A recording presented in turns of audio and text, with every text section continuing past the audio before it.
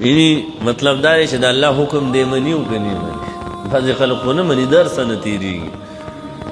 موږ هغه حکم منو چې زموږ فایده یې پکې، خو که نقصان یې پکې مړه بس خپې وي اوبو ته که بیا ولې شل بانې وګورو.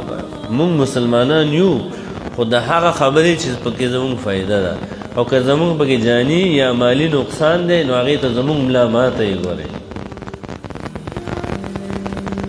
نه د شریعت خبرو ته ملا نه ماتئ، ښه غاړه غټۍ به ورځي که فایده دی ده که نقصان دی دی پکې. نو فانظر ماذا ترى بچی وګوره ستا څه رایې ده، څه رایې دی ده بچی.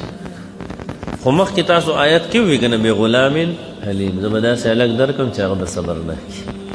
نو اسماعیل علیه السلام صبرناک و، د الله په حکم یې صبر کولو.